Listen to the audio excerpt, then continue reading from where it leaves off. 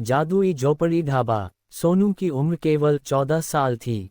उसका चेहरा धूप में झुलसा हुआ था, आंखों में मासूमियत थी, लेकिन दिल में भूख और संघर्ष की आग थी।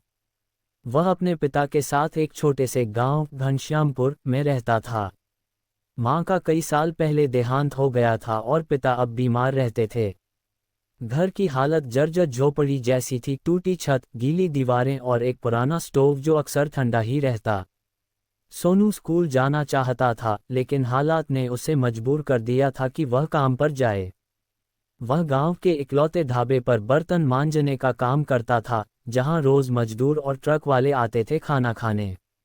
बाबूजी की दवा लानी है, पेट में कुछ नहीं गया, ये सोचते हुए वह रोज ढाबे पर पहुंचता। एक रात काम से लौटते वक्त उसकी आंखों के सामने अंधेरा छा गया। शायद भूख और थकान ने उसे बेहोश कर दिया। जब वह होश में आया तो खुद को एक अनजान झोपड़ी के सामने पाया। झोपड़ी से एक मीठी खुशबू आ रही थी, जैसे कोई स्वादिष्ट खाना पक रहा हो। सोनू ने कांपते हुए दरवाजा खटखटाया। झोपड़ी के अंदर से एक बूढ़ी औरत निकली, सफेद बाल, चमकती आंखें और चेहरे पर रहस्यमयी मुस्कान। बेटा, अंदर आ जा, बहुत थका और भूखा लग रहा है, उसने कहा। सोनू झिझकते हुए अंदर गया। सामने लकड़ी की चौकी पर गरम तवे पर आलू के पराठे सिक रहे थे। पास में एक कटोरी में देसी घी रखा था। चूल्हे की आग से झोपड़ी में गर्माहट थी और दीवारों पर अनजान भाषा में कुछ लिखा था। बूढ़ी औरत ने पराठा सोनू की तरफ बढ़ाया। खा ले बेटा, ये साधारण पराठा नहीं, इसमें दुआएं और जादू है। सोनू ने जैसे ही पहला निवाला लिया, उसे लगा जैसे भूख, दर्द और दुख सब गायब हो गए हों। शरीर में ताकत लौट आए, आंखों में चमक और दिल में सुकून था। तू कल से फिर आना, औरत बोली, इस झोपड़ी में सिर्फ भूखे, सच्चे दिल वाले बच्चों का ही स्वागत होता है। अगली सुबह सोनू ने खुद को अपनी टूटी झोपड़ी में पाया। उसे यकीन नहीं हुआ कि पिछली रात जो हुआ वो सपना था या हकीकत। लेकिन उसके होंठों पर पराठे का स्वाद अब भी था। उस दिन ढाबे पर काम करते हुए वह अलग जोश में था। ढाबे का मालिक रामबाबू हैरान था। क्यों रे, आज तो तू बिजली की तरह दौड़ रहा है। सोनू बस मुस्कुरा दिया। रात होते ही वह फिर उस झोपड़ी की ओर निकल पड़ा। ये सिलसिला कई रातों तक चला। हर रात झोपड़ी में नया खाना होता, कभी छोले भटूरे, कभी दाल बाटी, कभी गुलाब जामुन। और हर बार खाना खाने के बाद सोनू के भीतर एक नई ऊर्जा आ जाती। बूढ़ी औरत उसे खाना खिलाते वक्त कई कहानियां सुनाती, मेहनत की, ईमानदारी की, सपनों की।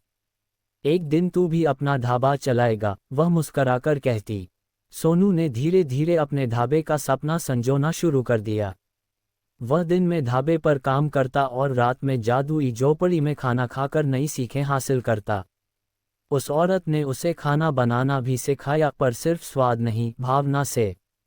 जब खाना प्यार से बनता है तो वह भूख से ज्यादा दिल को भरता है, वह कहती। कुछ महीनों बाद रामबाबू की तबीयत खराब हो गई।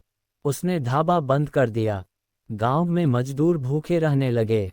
सोनू ने पिता की झोपड़ी के बाहर चूल्हा जलाया और बचा खुचा सामान लेकर खाना बनाना शुरू किया। पहले दिन उसने सिर्फ 4 लोगों को खाना खिलाया, पर लोगों ने कहा, वाह, ऐसा खाना तो बड़े होटल में भी नहीं मिला। कुछ ही दिनों में सोनू की झोपड़ी ढाबा बन गई। लोग दूर दूर से आने लगे।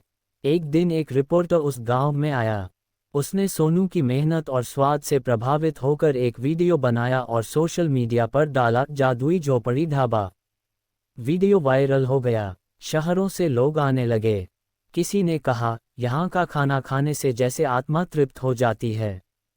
सोनू ने ढाबे के आगे एक तख्ती लगा दी, यहाँ भूख नहीं, भावनाएं परोसी जाती हैं।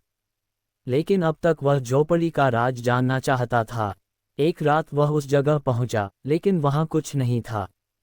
जहां पहले झोपड़ी थी, वहां अब सिर्फ एक नीम का पेड़ था और जमीन पर कुछ शब्द उकेरे थे। जब तक भूख सच्ची हो और दिल साफ, तब तक ये जादू जीवित रहेगा। सोनू की आंखों से आंसू बहने लगे। वह समझ गया कि वह औरत कोई साधारण इंसान नहीं थी, शायद कोई देवी, कोई फरिश्ता, जिसने उसे सिर्फ खाना नहीं, जीवन का उद्देश्य दिया। सालों बीत गए। सोनू अब 25 साल का था।